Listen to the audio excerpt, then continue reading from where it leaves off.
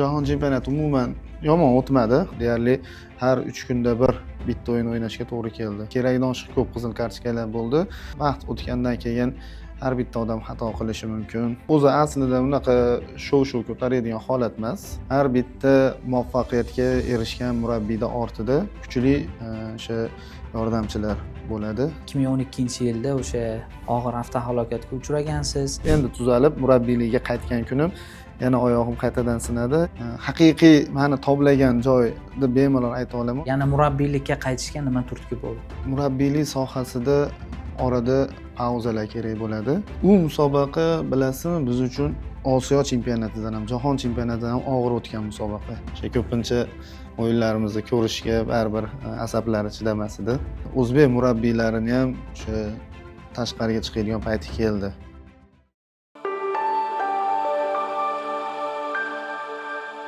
Futbolda g'alaba qozonishning yagona yo'li jamoa bo'lib harakat qilishdir, degan edi futbol qiroli Pele. Assalomu alaykum. Daryo.uz eksklyuziv intervyularni taqdim etishda davom etadi. Bugungi suhbatdoshimiz O'zbekiston U17 terma jamoasi bosh murabbiyi sifatida aynan jamoaviy futbol orqali Osiyo chempionligini qo'lga kiritgan va Jahon chempionatida nimchorak finalga qadar yetib borgan bugungi kunda Neftchi yoshlar terma jamoasi bosh murabbiyi Islombek Ismoilov. Assalomu alaykum Islom aka, studiyamizga xush kelibsiz. Taklifimizni qabul qilganingiz uchun katta rahmat. Assalomu alaykum. Rahmat taklif uchun. O'ylaymanki, mazmunli suhbat bo'ladi. Birinchi savol, mana bu yil murabbiy sifatida siz uchun ulkan muvaffaqiyatlar yili bo'ldi. Umuman Islombek Ismoilov murabbiy sifatida 2025-yilni qanaqa ta'riflagan bo'lardi? Endi 2025-yilni oladigan bo'lsak, faoliyatimda juda ko'p xursand bo'ladigan kunlar bo'ldi. Albatta, futbol tomonidan qaraladigan bo'lsa, Osiyo chempionligi va Jahon chempionatidagi munosib ishtirok, bularning barchasi ajoyib o'tdi deb bemalol ayta olaman. Yuqorida ta'kidlab o'tdingiz, Jahon chempionatida jamoa muvaffaqiyatli ishtirok etdi. O'zi umuman shu Jahon chempionati haqida umumiy tasavvur qanaqa bo'ldi? 48 ta jamoa qatnashdi. Play-offdagi raqiblarni aniqlash uslubi ham bu safar sal boshqacharoq bo'ldi. Endi o'zi Jahon chempionati umuman yomon o'tmadi. Tashkilotchiligiga keladigan bo'lsak, hammasi ideal darajada Qatar tomonidan barcha sharoitlar yaratib berildi. Shu jamoalar soni ko'p bo'lishiga qaramasdan hech qanaqa tashkilotchilik tomonidan muammolar bo'lmadi. Yaxshi tomoni o'sha jamoalar ko'pligi, o'yinlar soni oshdi va yomon tomoni ham shundaki, o'yinlar soni ko'paygani bu qisqa turnirlarda o'sha juda katta kuch talab qiladi. Deyarli har 3 kunda bir bitta o'yin o'ynashga to'g'ri keldi. Jahon chempionati vaqtida o'sha jamoa matbuot kotibi sifatida jamoani ichida edim. Umuman kayfiyat jangovar va pozitiv holatda edi. G'alabalar bo'layotgandi, lekin shunga qaramasdan o'sha o'yinlarda kartochkalar juda ko'p bo'ldi. Sariq kartochkalar, qizil kartochka mana oxirida. Bu nima bilan bog'liq? Futbolchilarning emotsional holatimi yoki hakamlarning qattiqqo'l munosabatimi? Xo'p, bu nafaqat bizning jamoada, balki qolgan jamoalarda ham kuzatgan bo'lsangiz, juda ko'p jamoalar qizil kartochka oldi. O'sha juda ko'p, men o'ylaymanki, kerakdan oshiq ko'p qizil kartochkalar bo'ldi. Bu o'sha futbolchilarni o'tish davrida hisobga oladigan bo'lsak, shu ruhiy holati bilan bog'liq deb o'ylayman. Chunki biz bu bo'yicha juda ko'plab ko'rsatmalar beramiz, tushuntirish ishlarini amalga oshiramiz. To'g'ri, hammasini ham, masalan, olingan kartochkalarning hammasini ham masalan o'yin holatiga taalluqli deb bo'lmaydi. O'sha sport xususiyatlariga xos bo'lmagan holatda olingan sariq kartochkalar ham yetarlicha. Albatta, qizil kartochka ham shulardan bittasi. Endi ko'proq ruhiy holat bilan bog'lagan bo'lardim bu narsani. O'sha nimchorak final o'yini, Italiyaga qarshi o'yinda o'sha Aliyevni holati haqida gaplashib o'tsak, ya'ni u vaziyatda to'g'ri futbolchi masalan jamoani qiyin ahvolga solib ketdi va ana tarqalgan videolarga hozirgi munosabatingiz qanaqa? O'sha paytdagi vaziyatga. Endi bu narsa juda ko'p joyda nima deydi, hayp qilindi, aylantirildi. Kimlardir to'g'ri qildi dedi, kimlardir noto'g'ri qildi dedi. Bitta narsaki, endi emotsiya bor, o'yinda emotsiya bor. Vaqt o'tgandan keyin har bitta odam xato qilishi mumkin. Lekin o'yinda emotsiya holatida Bu o'zi aslida futbolda uchrab turadigan holatlardan bittasi. Men bu yerda to'liq Aliyevni masalan aybdor qilmoqchi emasman. Lekin qisman ayb unda ham bo'lishi mumkin, balki murabbiyda ham bo'lishi mumkin, o'zimda ham bo'lishi mumkin ayb. O'yinga uni ruhiy tomondan tayyorlanmagan bo'lishim mumkin. Shuning uchun endi nima deydi, epizod o'tib ketdi. Mana hozir o'shandan keyin o'zi bilan ham suhbatlashdik, o'zi bilan ham gaplashdik. Hech qanaqa xafagarchilik yo'q. Hammasi joyida. Shuning uchun bu o'zi aslida unaqa shov-shuv ko'taradigan holat emas. Futbolda bo'ladigan jarayonlardan bittasi. O'sha murabbiy bilan shogird o'rtasida bu bo'ladigan holatlardan bittasi. Hozir Aliyev bilan hech qanaqa muammo yo'q. O'sha oldingi qanaqa munosabatlarimiz bo'lgan bo'lsa, hozir ham xuddi shu holatda. Baribir umuman olganda ishtirok muvaffaqiyatli bo'ldi. Nima deb o'ylaysiz? O'zi U17 terma jamoasini qaysi futbolchilari kelajakda o'sha milliy terma jamoa darajasiga yoki jahon futbolida o'z o'rniga ega futbolchiga aylanishi mumkin? Men uchun jamoada aynan qaysidir futbolchini ko'rsatib aytolmayman. Barchasi qadrli, barchasi birdek iqtidorli. Xudo xolasa xohlaymanki, ularning o'sha barchasi kelgusi milliy terma jamoa uchun Yevropa jamoalarida o'ynashini. Jamoa murabbiylar shtabi nazar soladigan bo'lsak, deyarli barchasi o'sha yosh mutaxassislar, ya'ni u qadar katta tajribaga ega mutaxassislar yo'q edi jamoani shtabida. Ularni muvaffaqiyatli natijalardagi o'rni qanaqa bo'ldi? Jamoa murabbiylar shtabiga keladigan bo'lsa, o'zi doim ta'kidlab kelganman. Ularning bu natijalarda o'rni beqiyos. Chunki har bitta muvaffaqiyatga erishgan murabbiyda ortida kuchli o'sha yordamchilar bo'ladi. Men uchun ular eng zo'ri. Shuning uchun bu erishilgan natijalarda ularning mehnati juda katta. Agar ular yonimda bo'lmaganda, balki men bu natijalarga erisha olmagan bo'lardim. Umuman masalan nafaqat murabbiylar, balki yerda barcha juda ko'plab insonlar mehnat qildi. O'sha ma'mur, jamoa ma'muri, massajistlar, doktorlar, jamoa menejeri, matbuot, media, hamma insonlar o'sha faqat bitta maqsad yo'lda shu O'zbekiston yoshlar terma jamoasini g'alaba qozonishi uchun tinimsiz mehnat qildi. Buning uchun o'sha barcha shu jarayonda men bilan ishlagan insonlarga, hammalariga o'zimni chuqur tashakkurimni, minnatdorchiligimni bildiraman. Siz juda yosh murabbiylikka qadam qo'ygansiz, ya'ni 22 yoshingizda o'sha bosh murabbiy sifatida ishlagansiz birinchi ligada. Bu qadar yosh murabbiylikka kirib kelishga o'zi nima sabab bo'lgan? Savolning ikkinchi qismi, otangiz Murodbek Ismoilov ham taniqli murabbiy, O'zbekiston chempioni bo'lgan Paxtakor bilan Neftchini yana o'sha top darajaga olib chiqqan murabbiy. Sizni futbolchilik faoliyatingizga munosabati qanaqa bo'lgan boshida? Endi boshida o'zi futbolchi bo'lishimga qarshi bo'lishgan. Lekin bu narsani o'zim yaxshi ko'rganim uchun, futbolga mehrim borligi uchun shu yoshligida ham qarshi bo'lishlariga qaramasdan shu futbol to'garaklariga borib qatnashardim. Undan keyin bu unaqa to'g'ri, unaqa katta professional futbol o'ynamaganmiz, lekin o'sha futbol to'garaklariga qatnashganmiz. O'zimiz o'sha Marg'ilonda 2-liga bo'lardi, unda o'ynaganmiz. O'sha futbolga bo'lgan mehr tark etmagan. Toshkentda o'qib yurgan paytimda o'sha universitetga topshirish vaqti kelgan paytda oldimda bir qancha variantlar bor edi, o'sha boshqa yo'nalishlar ketish bo'yicha, lekin murabbiylik o'sha futbolchi bo'la olmadim, lekin murabbiy bo'lishim kerak, baribir futboldan ketishim kerak degan o'y tinchlik bermagan.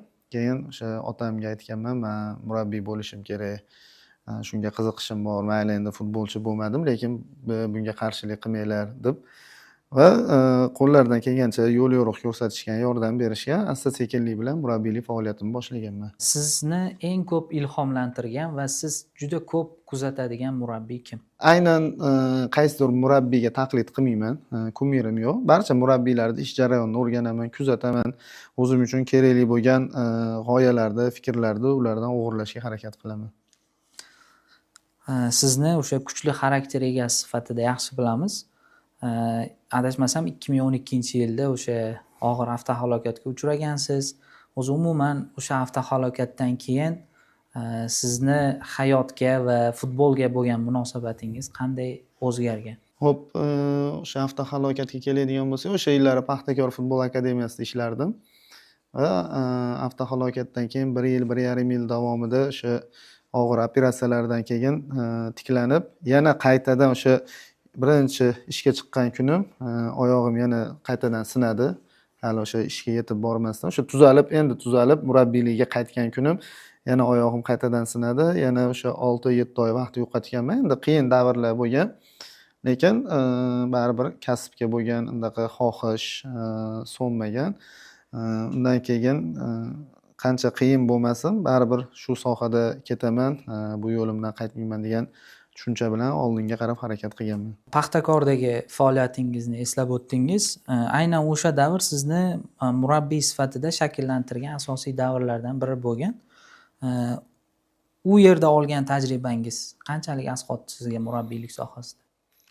Paxtakor futbol akademiyasida 2001-yillar bilan ishlaganman. O'sha paytda Stanislav Kudryashov juda ko'p narsa o'rganganman. Aynan o'sha bolalar futboliga taalluqli bo'lgan jarayonlarda ko'plab shogirdlarimiz hozir Superliga jamoalarida o'ynayapti. Umuman murabbiylik faoliyatim o'sha aynan yosh bolalar bilan boshlaganim menga juda ko'p joyda foydasi tekkan. O'sha har bitta mana o'zi umuman faoliyatimni oladigan bo'lsa, har bitta jarayonni ko'rdim. O'sha bolalar futbolidan o'sha kichkina 6 yosh, 7 yoshdan boshlab o'sha to Superliga darajasigacha bo'lgan jarayonda ishtirok etdim, ishladim. Bularning barchasi o'sha men uchun juda katta tajriba. Keyinchalik Yozyovon 1-liga klubi bilan o'sha 1-ligada ishtirok etgansiz. O'sha intervyularingizni birida futbolni qadriga yetmoqchimisiz, Yozyovonga borib ishlab ko'rishingiz kerak degansiz. Endi bu fikrlarni tagida qanaqa ma'no turganini bilamiz. O'sha paytdagi qiyinchiliklar haqida gapirgansiz va o'sha jamoada sizni qo'l ostingizda futbolchi bo'lib ishlagan Abror Ismoilov bo'lgan va bu yil Neftchi tarkibida chempionlikka juda katta hissa qo'shdi. Superliganing eng yaxshi futbolchilaridan biri bo'lishga asosiy da'vogarlardan biri. Shu futbolchi misolida o'sha o'rta miyona jamoa darajasidan top darajaga chiqishda nimalarga e'tibor berish kerak deb hisoblaysiz? Xo'p, o'zi Yozyovonga keladigan bo'lsak, umuman meni murabbiylik faoliyatimda haqiqiy meni toblagan joy deb bemalol ayta olaman. O'sha ilk katta futbolga qadam qo'ygan joyim. U yerda o'sha yaxshi insonlar juda ko'p edi. Jamoa rahbari Dilmurod aka, undan tashqari o'sha jamoa bosh ma'muri, umuman barcha ishlarni amalga oshiradigan inson o'sha Abjamol Isroilovning otalari bor edi. Yozyovonda o'sha Abror Ismoilov ilk o'ynayotgan o'sha u ham futbol sifatida endi yoshida hali o'sha ilk professional futbolga qadam qo'ygan paytlar edi, lekin o'shanda o'zi ajralib turardi Abror, sabab qolganlarga nisbatan baribir bilinardi. Chunki biz Abrorni Neftchi jamoasiga qo'yib yuborganimizdan keyin umuman o'yin sistemamiz, o'yin sifati o'zgarib ketgan, orqaga ketgan. O'shanda bilganmizki, Abror shu yosh bo'lishiga qaramasdan jamoada juda katta hajmda ishni bajarganini va bu quvonarli holat. Albatta, masalan, o'sha to'g'ri, men uni to'g'ridan-to'g'ri birinchi murabbiy emasman, lekin ozgina qayerdadir foydamiz teganidan xursand bo'lamiz va o'sha Yozyovondagi kichkina joydan bir nechta yaxshi futbolchilar chiqqan. Bu nimadan dalolat beradi? Agar har bitta o'sha rayon, chekka joylarda ham tuman bo'ladimi, agar futbol yanada rivojlanadigan bo'lsa, juda ko'plab iqtidorlar chiqishi mumkin. 2019-2021-yillarda Turonni, o'sha aynan 2020-yilda Turonni Pro Ligada chempion qilganingiz va Superligaga yo'llanma olganingiz bu o'sha paytdagi eng katta muvaffaqiyat klublar miqyosidagi hisoblanadi. O'zi bu jamoa qanaqa qurilgan? Siz qanaqa qilib Turon bosh murabbiy bo'lib tayinlangansiz? Xo'p, Turon jamoasi o'sha ilk tashkil topganda bitta o'sha Abduvahob Ahmadaliyev degan o'sha jamoa bosh direktori bo'lgan keyinchalik va klub asoschilari Olimxon aka Ahmedov hamda Qodir Hoji Olimxon akaning akalari, aka-ukalar birgalikda bu klubni tashkil etishgan va 2-ligada ular ishtirok etgan. So'ngra 1-ligaga chiqishgandan keyin Bahrom Hakimov murabbiy bo'lib ishlaganlar. va kunlar o'sha bir kun Abduvahop aka menga aloqaga chiqib, o'sha jamoaga sizni taklif qilmoqchimiz deyishgan. Borganman, jamoa rahbariyati bilan gaplashganman. Unda o'sha birinchi ligada ilk mavsumini o'tkazayotgan edi Turon jamoasi va qarashlarimiz bir-biriga to'g'ri kelgan. Turon jamoasida ishni boshlaganman. O'sha yili birinchi ligada chempion bo'lganmiz. Undan keyin Pro ligada chempion bo'ldik va jamoa Super ligaga chiqqan. O'sha barcha sport prinsiplariga amal qilgan holatda, barcha ishlar o'sha professional tarzda amalga oshirilgan holatda jamoa Super liga darajasiga chiqqan. Turondan ketishingizga sabab bo'lgan o'sha hakamlar haqidagi intervyu rezonansga sabab bo'lgan. O'sha paytda endi bu haqda to'xtalib o'tish niyatimiz yo'q. Shundan so'ng faoliyatingizda ma'lum davr tanaffus bo'ldi. Shu tanaffus sizga qanaqa saboqlar berdi? Yana murabbiylikka qaytishga nima turtki bo'ldi? O'zi murabbiylik sohasida orada pauzalar kerak bo'ladi va bu o'sha pauzalar paytida murabbiylar qaytadan o'zini kashf qilish kerak. O'sha perezagruzka desak, masalan, qaytadan murabbiy o'zini isloh qilish kerak va o'sha tanaffus paytida xatolarni tahlil qilganman. O'zimni qayerda nima xato qilingan, nimaga bunaqa bo'lgan tahlil va juda ko'p yangi o'sha zamonaviy futbolga bog'liq bo'lgan narsalarni o'rganishga harakat qilganman. Lekin to'g'ri, ozgina ruhiy tushkunlik bo'lgan. Shunga qaramasdan baribir to'xtab qolmasligim kerak. Murabbiy sifatida masalan faoliyatimni davom ettirishim kerak degan o'y doim bo'lgan. 2022-yilda O'zbekiston o'smirlar terma jamoasi o'sha vaqtda U14 terma jamoasi bo'lgan va 2025-yilgi U17 Osiyo Kubogida g'alaba qozonish. Shu 3 yillik davr haqida gapirsangiz, qanaqa qiyinchiliklar bo'ldi? Qanaqa sinovlardan o'tdi o'zi jamoa bilan birgalikda? Endi 3 yillik davrga keladigan bo'lsak, bu futbolchilar 14 yoshda yiqqanmiz va murabbiy sifatida o'zim shu vaqt davomida hech qaysi klubda ishlamadim. Nimagaki adolatsizlik bo'lmasin. Masalan, qaysidir klubda ishlasam, o'sha klubdan futbolchini jalb qilib qo'yishim mumkin. Shu narsa bo'lmasligi uchun sabr, toqat bilan 3 yil mana shu jamoani shakllantirdim. Juda ko'p futbolchilar bilan ishladik. Assotsiatsiya tomonidan bu 3 yil davomida barcha sharoitlar yaratib berildi. Buning uchun minnatdorchilik bildiraman. Bitta o'sha yonimdagi murabbiylar sabr bilan g'alabali kunlar bo'ldi, mag'lubiyatli kunlar bo'ldi. Hammasiga sabr qilgan holatda o'sha jamoani 3 yil davomida shakllantirdik va bu yakunda o'zining mevasini berdi. Osiyo Kubogiga saralash turniri Xitoy Taypeyda bo'lgan musobaqa. O'shanda O'zbekiston joylashgan guruh saralash bosqichining eng qiyin guruhlaridan bittasi edi. Umuman havo ham bosim kuchli edi, issiq mamlakat edi. O'sha musobaqa haqida nima deya olasiz? Ya'ni o'sha paytda o'zi jamoaga nisbatan ishonch qanaqa edi-yu, Osiyo chempionati vaqtida qanaqa bo'ldi ishonch?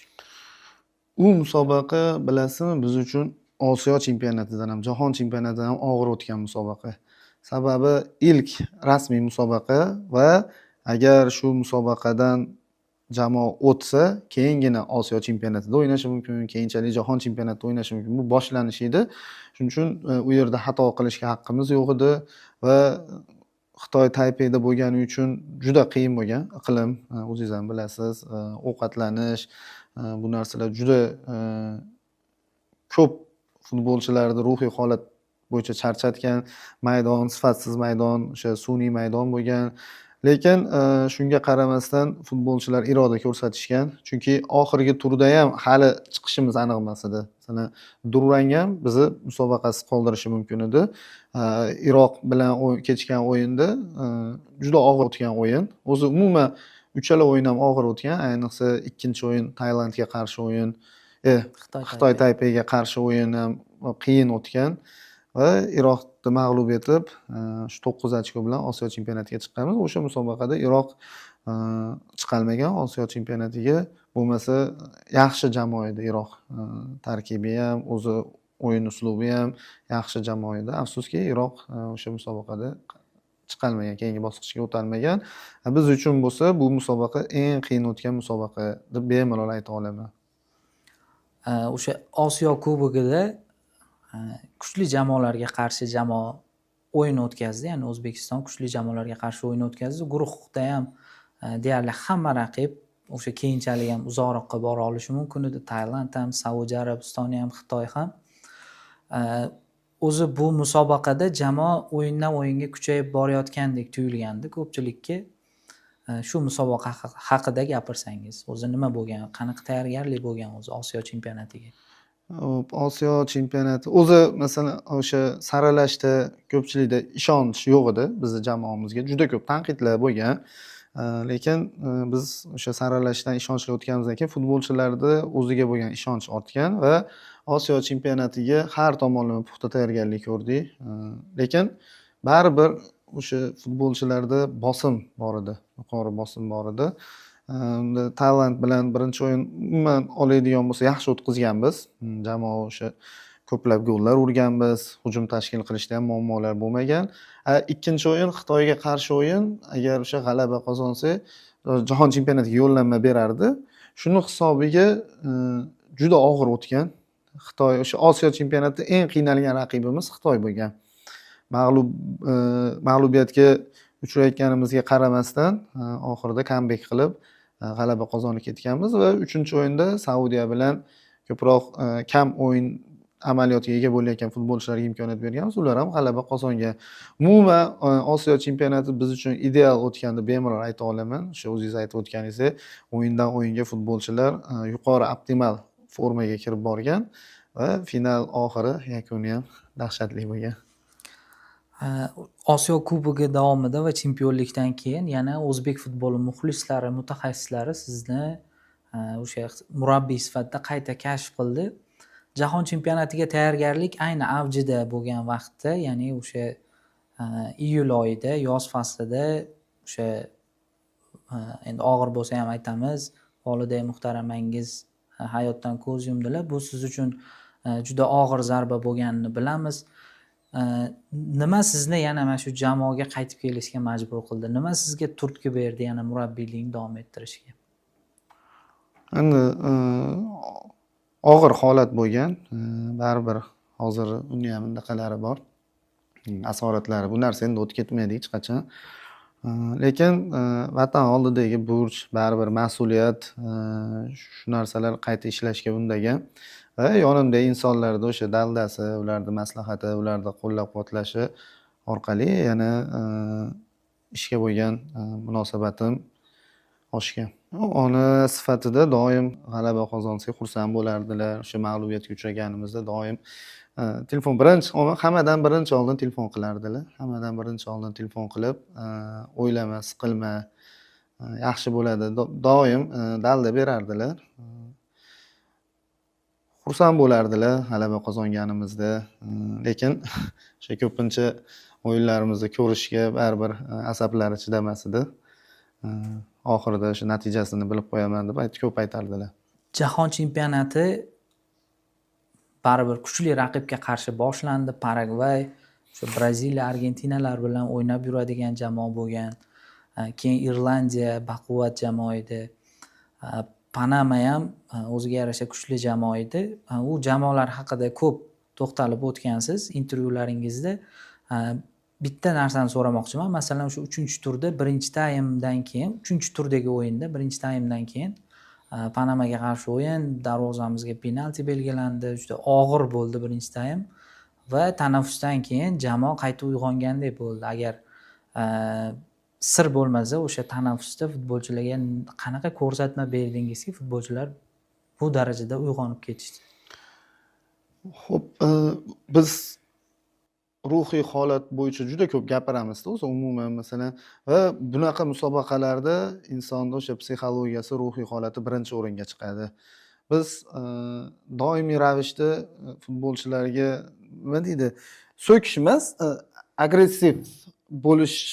agressiv munosabat bildiramiz. Endi ularni haqorat qilmaymiz, lekin doimiy ularda nima deydi, sergak ushlab turishga harakat qilamiz. Bo'shashmaslikka chaqiramiz va bizni futbolchilarimiz, bizni mentalitetimizga bu narsa singib ketgan. Panama bilan o'yindan oldin futbolchilarga yaxshi unaqa nima deydi, bosim yuklamaslikka harakat qildik, yaxshi munosabat bildirdik, qo'llab-quvvatladik va buni natijasida futbolchilar umumiy qilib aytganda uxlab qoldi. Va birinchi taymda jamoa umuman o'zida emas edi. Endi har xil o'y bor edi, miyamda har xil o'y bor edi. Nima qilib ikkinchi taymda jamoani o'yin uslubini o'zgartirish mumkin? Nima qilsak bo'ladi? Nimani hisobiga o'zgartirish mumkin deb va o'sha tanaffus paytida o'sha yetarlicha ularni uyg'otishga harakat qildik. Bir xilgi paytda o'sha qattiq munosabat bildirdik. Ko'p asab, nerv sarflashga to'g'ri keldi tanaffus paytida. Va ikkinchi taymda futbolchilar o'zini o'yinini namoyish etishni boshladi va chiroyli g'alabaga erishdik. O'yindan keyin futbolchilarni o'zi shu narsani e'tirof etyaptiki, bizga bunaqa o'yindan oldin kerakdan oshiqcha yaxshi gap ham ko'p kerak emas, deyapti-da futbolchilar. Navarot biz o'sha kimdir tergasa, so'ksa, bizdan qattiq talab qilsa, biz keyin o'ynaymiz. Futbolchilarni o'zini bu aytayotgan fikri. Endi bu mentalitet bilan bog'liq, ruhiy holat bilan bog'liq narsalar. Shuning uchun o'sha tanaffus paytida ularni qattiq tergadik va uyg'otishga harakat qildik. Xorvatiyaga qarshi o'yin bu o'sha 32 dan 1 finalni nima deydi, eng dramatik o'yinlardan biri bo'ldi desak bo'ladi. Sababi vaziyat penaltilar seriyasigacha bordi. O'sha paytda darvozabonni almashtirish g'oyasi o'zi qanaqa paydo bo'ldi u yerda yoki kimdir sizga taklif qildimi u vaziyatda? Bu bo'yicha o'zi oldindan reja bor edi. Yana bir marta o'sha o'yin paytida darvozabonlar murabbiyi Bekzod Turg'unov shu g'oyani ilgari surdi va shu taklifni berdi. Mana buni qo'llab-quvvatladi va Ne'matullo Rustamjonovni maydonga tushirdik. Bu o'zini oqladi. Bu o'sha birinchi navbatda darvozabonlar murabbiyi tashabbusi bilan desa ham bo'laveradi. Bugungi kungacha erishgan yutuqlaringiz sizni o'sha mamlakatning istiqbolli murabbiylaridan biriga aylantirdi. O'zingizni yaqin kelajakda qayerda ko'rasiz yoki klubda faoliyat yuritasizmi? Endi hozirgi holatda klubda faoliyat boshlayman yaqin kunlarda. Albatta maqsadlarim ulkan. Bu bilan to'xtab qolish yo'q. O'sha murabbiylik sohasida mana ko'p futbolchilarimiz legionerga aylanyapti. Dunyoda eng kuchli jamoalarda o'ynashyapti. Endi o'zbek murabbiylarini ham o'sha tashqariga chiqadigan payti keldi. Albatta buning uchun bizda barcha imkoniyatlar bor. Faqat izlanish kerak, oldiga qarab harakat qilish kerak. Mana oxirgi yillarda prezidentimiz juda ko'p futbolga e'tibor qaratyaptilar. Yosh murabbiylarga imkoniyat berilyapti. Bu quvonarli holat. O'ylaymanki, bu narsalar bir kun o'zini mevasini berishni boshlaydi. Savollar qismimiz o'z yakuniga yetdi. Endi o'sha qisqa blitz savollar qismi bor. Ikkita variant aytaman, birini tanlashingiz kerak. Xo'p. Birinchisi Turonning Pro Liga chempionligi yoki U17 Osiyo chempionligi.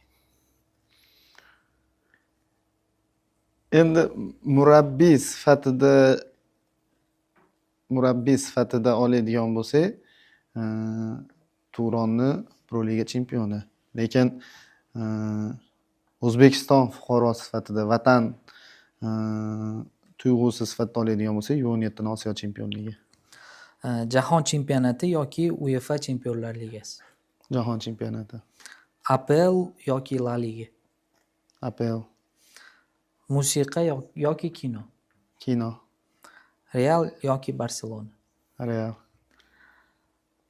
Ronaldo yoki Messi. Ronaldo. Xotirjam hayot yoki doimiy kurash. Doimiy kurash. Do'stga tayanish yoki hammasini o'zingiz hal qilish. Hammasini o'zim hal qilish. Tez qaror qabul qilish yoki puxta o'ylab ish tutish. Tez qaror qabul qilish. Shon shuhrat yoki sokin baxt. Sokin baxt. O'zingizni o'zgartirish yoki atrofdagilarni o'zgartirish. O'zimni o'zgartirish. Achchiq haqiqat yoki shirin yolg'on. Achchiq haqiqat. Zo'r bo'lish yoki zarur bo'lish. Zo'r bo'lish. O'zingizni oqlash yoki nimanidir isbotlash. Isbotlash. Tajribali futbolchi yoki yosh iste'dod. Tajribali futbolchi. Bir tizimga sodiqlik yoki moslashuvchanlik. Moslashuvchanlik. Murabbiy omadga ishonadimi yoki rejaga? Omadga. Islom aka, bugungi ishtirok uchun, ajoyib suhbat uchun sizga tashakkur bildiramiz. Intervyu haqida yoki Daryo.uz obunachilariga fikrlaringiz bo'lsa mana. Albatta, taklif uchun rahmat kattakon. Bilamiz, Daryo.uz nashri O'zbekistonda o'z o'rniga ega bo'lgan matbuotlardan biri hisoblanadi. Buning uchun xursandman. Daryo.uz obunachilariga barcha yaxshi tilaklarni tilab qolaman. Kuzatinglar Daryo.uz'ni doimiy ravishda. Biz ham ko'p kuzatib turamiz o'zi. Yaxshi maqolalar, yaxshi mazmundagi narsalar doim chiqariladi. Shuning uchun Daryo.uz jamoasiga ham, barcha xodimlariga ham omad, zafarlar tilayman. Sog' salomat bo'linglar. Rahmat. Bizni kuzatishda davom eting. Videoga like bosing va uni do'stlaringiz bilan ulashing. Eng yaxshilari hali oldinda.